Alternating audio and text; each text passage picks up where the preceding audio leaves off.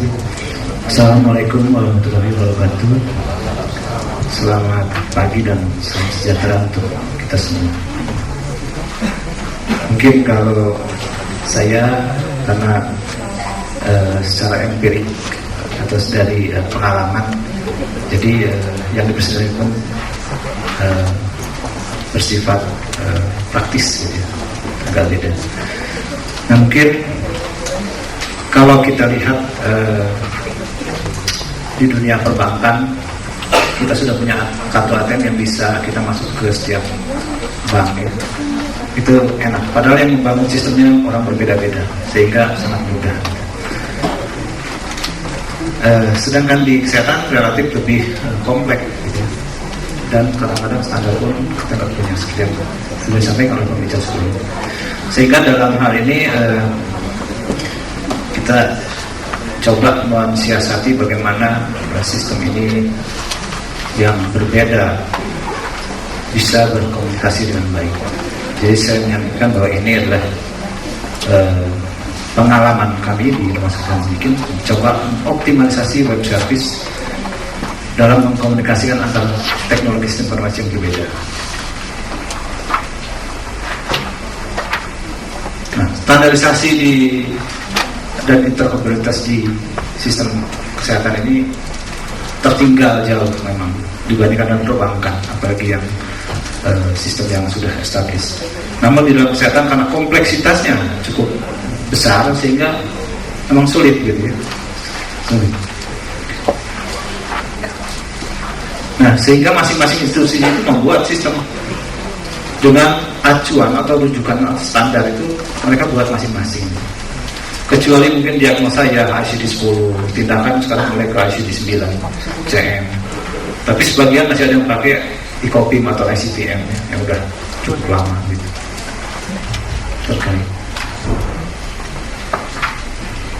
Nah, ini bagaimana kami di Yayasan Sadikin melakukan mensiasati hal tersebut.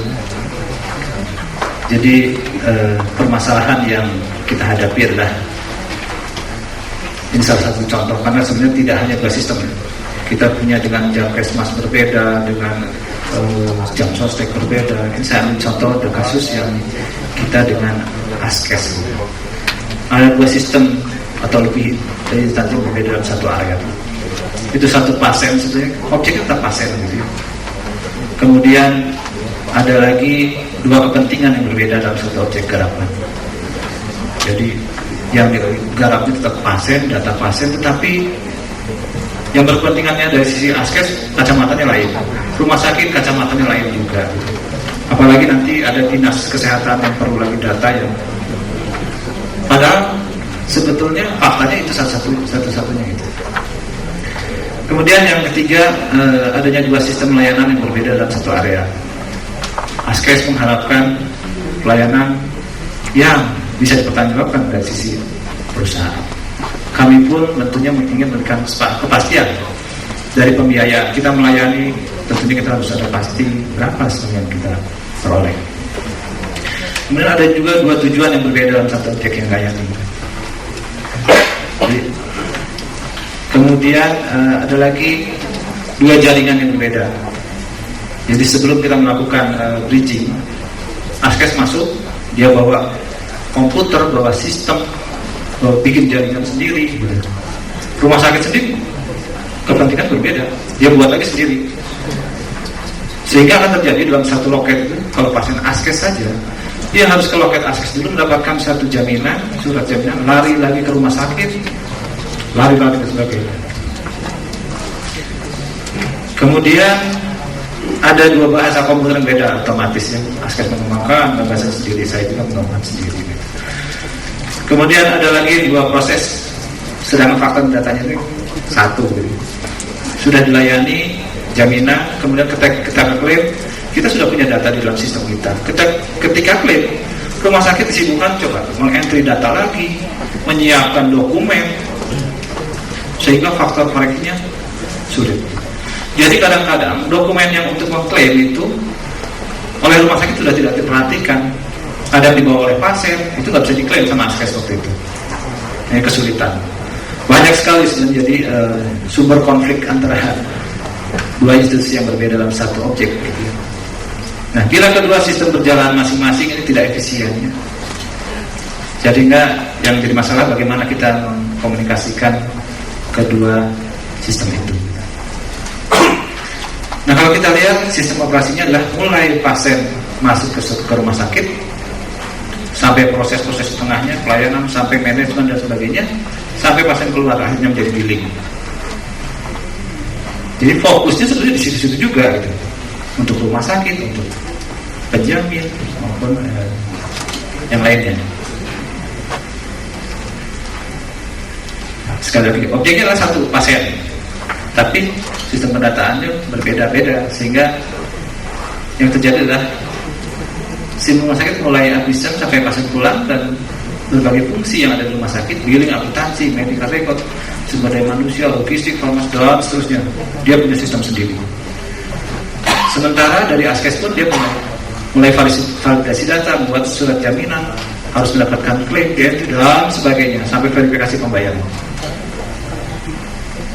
Kemudian dari sisi pasien, Jamkesmas pun ada, misalkan dia ingin validasi kepesertaan, ada case ada verifikasi, sampai klaim di P2JK.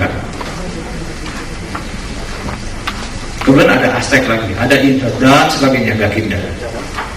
Ini dengan berbeda ini rumah sakit disibukkan. Kesatu sudah proses pelayanan, entry lengkap, kemudian setelah mau klaim, entry lagi. Berapa sumber daya yang harus dikeluarkan oleh rumah sakit? Nah, ini inefisiensi pada setiap sumber daya. Mulai dari space, bayangkan di loket antrian itu Askes berhadapan, minta satu loket. Bukan biasanya kalau yang banyak tidak satu loket, bisa 10 loket. Rumah sakit punya lagi 10 loket, bayangkan sepanjang apa itu? Ya, tidak efisiennya. Dari space saja, gitu. Kemudian kita lihat lagi dari informasinya sendiri, datanya satu-satu juga, tapi harus re-entry lagi. Gitu. Kemudian ada lagi waktu pasien disibukkan, lari ke sana, lari ke sini, masuk loket sana, loket sini. Mereka tidak sadar bahwa mereka sendiri sudah dikerjain sama kita. Ya. Kemudian manusianya sudah jelas. Orang di komputer itu sebagai operator banyak. Dari Askes harus ada berapa orang? 5 orang.